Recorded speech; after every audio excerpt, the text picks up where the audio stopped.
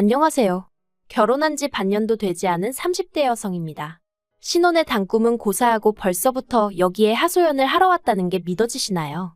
저도 이게 차라리 꿈이거나 제 착각 오해로 비롯된 일이면 좋겠습니다만 문제는 너무나 생생하다는 거예요. 아직도 귓가언저리에서 어머님이 퍼부어대는 말도 안 되는 억지와 쌍소리가 울려대는 것 같으니까요. 정말이지. 이런 대우를 받고 살 줄 알았으면 남편 됨됨이고 뭐고 연애나 하고 말 걸 그랬다 싶어요.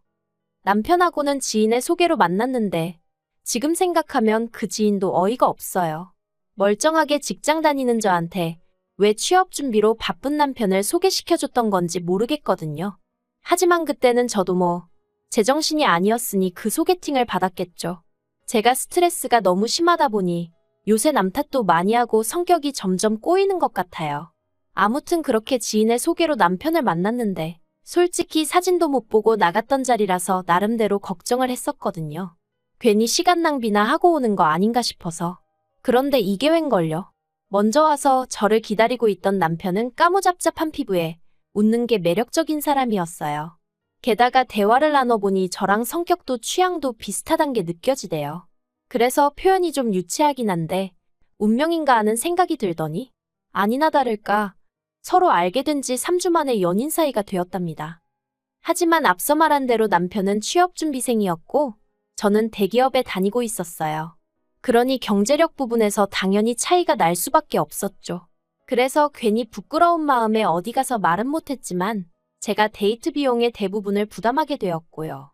물론 저도 여잔데 친구들이 연애하며 소위 공주 대접받는 걸 보면 부러운 마음이 들기도 했어요.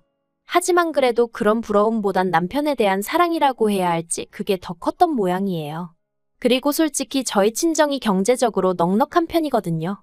어려서부터 금전적인 부분에선 부족함을 느껴본 적이 없을 정도니까요. 게다가 지금은 그렇지 않지만 직장 생활을 시작하고도 몇 년 동안은 친정 부모님이 매달 용돈을 따로 챙겨주셨으니 남편에게 그렇게 돈을 쓰면서도 어리석게도 아깝다는 생각은 못했답니다. 그러다 사귄 지 2년이 되어가던 무렵 마침내 남편이 취업을 했어요. 솔직히 제가 기대하던 수준의 회사는 아니었지만 그래도 오랫동안 마음고생을 하다 들어간 회사였기에 진심으로 축하해줬고요. 취업 축하 선물로 제가 양복도 맞춰주고 명품 신발도 해줬죠. 지금도 쓰면서 또 속에서 열불이 올라옵니다. 지금 만약 누가 저처럼 연애하겠다고 하면 도시락을 싸갖고 쫓아다니는 한이 있더라도 뜯어말릴 거예요. 하지만 그땐 아무도 저한테 그렇게까지 안 해도 된다고 말해주는 이가 없었네요. 아무튼 그래도 남편이 취업한 이후로는 데이트 비용을 서로 반반 정도로 부담하기 시작했어요. 그러다 반년쯤 지나선 남편의 제안으로 데이트 통장이란 것도 만들었고요. 한편 3년째 되던 해엔 남편 입에서 먼저 결혼 이야기가 나왔습니다. 전 솔직히 그전까지 돈 쓰고 시간 쓰고 만나면서도 남편과 결혼까지는 생각해 본 적이 없었거든요. 그런데 남편은 하는 말이 자기는 예전부터 저에게 프로포즈를 하고 싶었는데 자기가 직장도 없고 이것저것 뭐 하나 준비된 게 없어서 말을 못 꺼냈었다는 거예요. 그리고 전 그 말이 뭐라고 나름대로 감동을 받았죠. 그래서 이후로 본격적으로 결혼 준비를 시작했어요. 그런데 어이없게도 말은 번지르르하게 해놓고 막상 까보니까 당장 돈부터 얼마 있지도 않더라고요. 사실 그전엔 결혼 생각이 없으니 남편이 월급을 받아 뭘 어떻게 쓰는지 아무 관심도 없었고 알려고도 하지 않았었는데 아무튼 황당해서 그래도 직장 다닌 지 벌써 1년이 다 되어 가는데 어떻게 돈이 하나도 없냐고 물었습니다. 그랬더니 한다는 말이 시댁에 빚이 있어서 자기가 그 빚 갚는데 좀 보탰다나요. 참고로 빚은 여전히 남아있는 상황이었습니다. 그래서 제가 상황이 이런데 결혼은 무슨 결혼이냐 하지 말자 했어요. 그런데 남편이 계속해서 결혼하고 안정된 가정을 꾸리면 돈도 금방 모을 수 있을 것 같다. 더는 시댁에 무작정 퍼주지 않을 거다. 그러면서 자긴 저 없으면 안 된다고 다른 사람들도 100% 준비하고 결혼하지 않는다며 저를 설득하려 들더라고요. 게다가 원래 제가 비혼까지는 아니었어도 결혼에 관심이 없긴 했었거든요. 그런데 남편을 만나고서 결혼한 애만의 소리가 나왔다 보니 친정 부모님 입장에선 이때 저를 시집 보내지 않으면 안 되겠다 싶으셨던 모양이에요. 집은 우리가 해줄 테니 저더러 돈 때문에 헤어지고 그러지 말라면서 제 결혼을 독려하셨으니까요. 아무튼 그래서 남편하고 저하고 결국 결혼했습니다.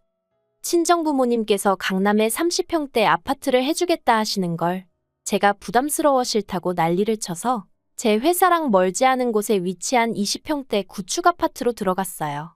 그리고 이건 제가 대단한 효녀라서 그런 게 아니라 실은 남편의 부탁 때문이었습니다. 남편은 그래도 명색이 자기가 남잔데 자기 자존심이 어떻고 하면서 너무 큰 집은 안 받았으면 좋겠다고 했거든요. 게다가 이것도 지금 생각하니 엄청 찌질한 건데 저더러 한다는 말이 시부모님 앞에선 저희 둘이 대출받아서 산 집이라고 하면 안 되겠냐는 겁니다. 저희 집에서 집을 해주셨다고 하면 시부모님이 저보기 민망해하시고 쪽팔려 하실 것 같은데 아들로서 그 모습을 보는 게 괴로울 것 같다면서 말이죠. 그리고 전 어리석게도 그런가 싶어서 알겠다고 했어요. 그리고 실제로 어머님 아버님껜 집은 남편과 제가 대출받아 마련했고 둘이 여력이 없어서 예물예단은 생략하기로 했다고 했네요. 이때 어머님이 대놓고 못마땅한 티를 내시긴 했는데 솔직히 시댁 형편도 말이 아닌 상황에서 그런 어머님의 반응은 적잖이 당황스러울 뿐이었습니다.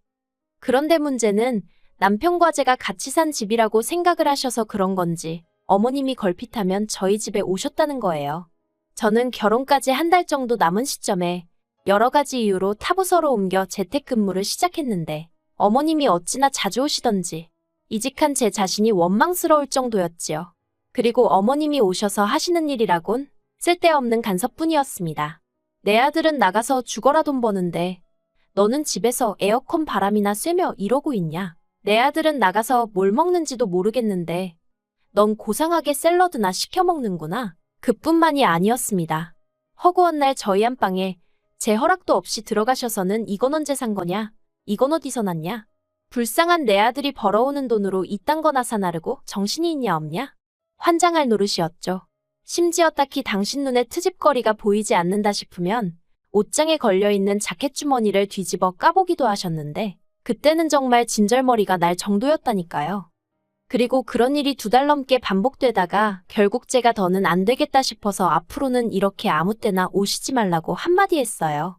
저도 집에서 일을 해야 하는데 어머님이 이렇게 수시로 오시니 일을 할 수가 없다고요.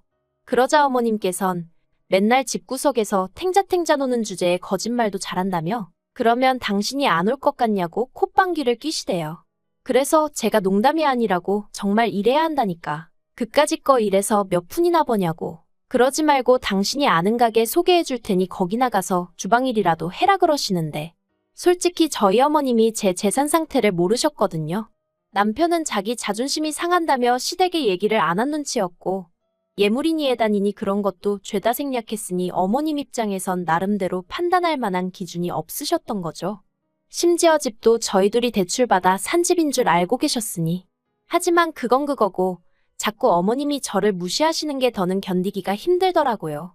그래서 결국 그날 어머님이 생각하시는 것보다 제가 훨씬 많이 번다고 어머님 아들의 2배쯤 번다고 그랬습니다. 그러자 어머님이 기껏 하신다는 말씀이 그래봤자 여자는 애 낳고 어쩌고 하면 이후론 집에서 애 키우고 살림이나 해야 된다며 그러면 그땐 저를 누가 먹여 살리냐고 당신 아들이 먹여 살리는 거라고 그러니 저더러 지금 돈 몇 푼 버는 걸로 남편한테 유세 부리고 시부모한테 큰 소리 치고 그러면 안 되는 거라대요.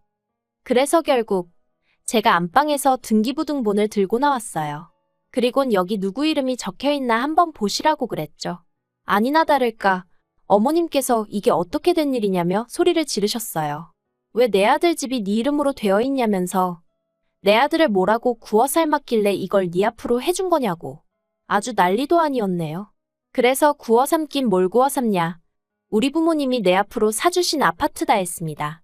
남편은 시댁빚 갚느라 모아둔 돈이 하나도 없다더라. 그런데 저랑 저희 친정부모님이 그냥 품어주기로 한 거다.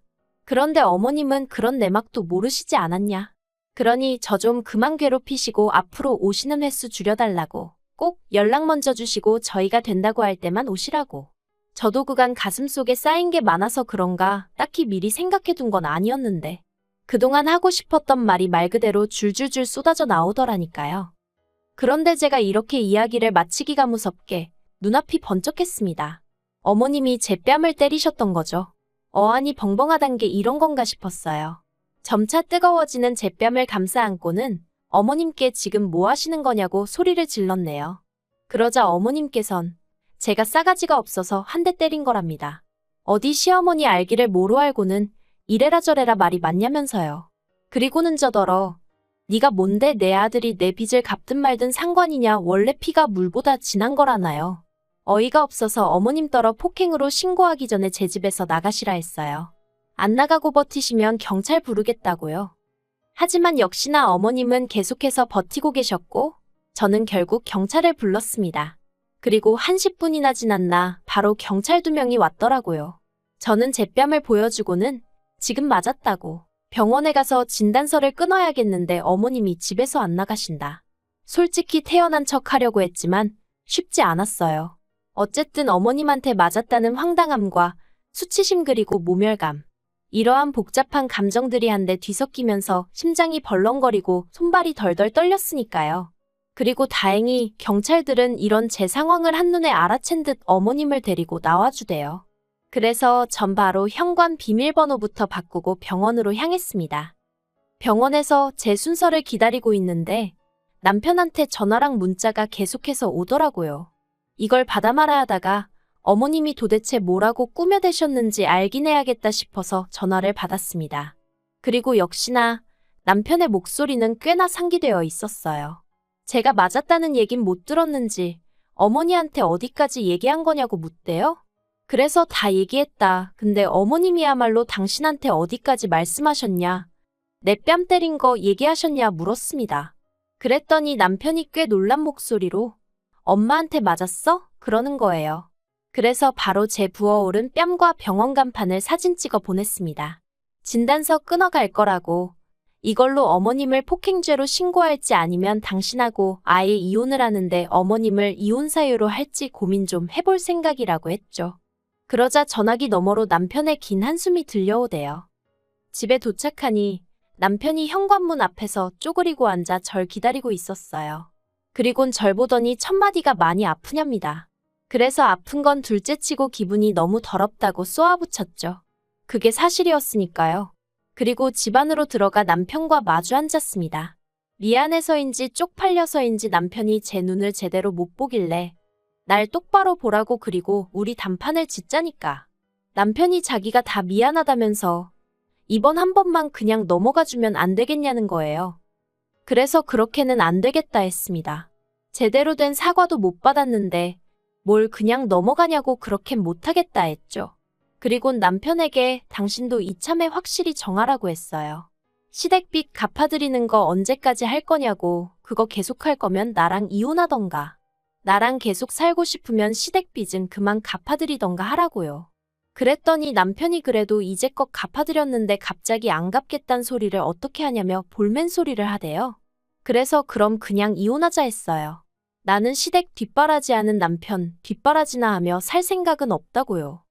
그리고 결국 며칠의 설정 끝에 남편이 더는 시댁빚을 갚지 않겠다고 했어요. 그리고 이참에 아예 경제권을 저에게 넘기기로 했죠. 대신 한 가지 조건이랄지 부탁이랄지.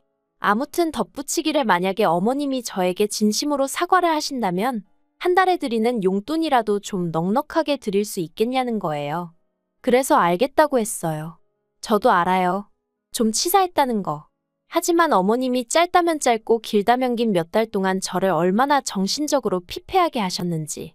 그때만 생각하면 치사하건 뭐건 간에 저도 똑같이 되돌려드리고 싶은 심정이었다니까요. 하지만 어머님은 끝끝내 저에게 사과를 하지 않으셨어요. 오히려 저 때문에 남편이 시댁빚을 안 갚아준다고 하는 거라며 저더러 남편 잡아먹을 X, 시부모 잡아먹을 X, 쌍욕을 퍼부으셨으니까요. 그리고 어머님이 저에게 그런 막말을 퍼부으시는 동안 남편도 옆에서 다 같이 듣고 있었거든요. 그러니 자기도 저한테 더는 가타부타 말을 못하더라고요. 그냥 미안하다면서 앞으로는 시댁은 없다 그렇게 생각하고 지내라나요.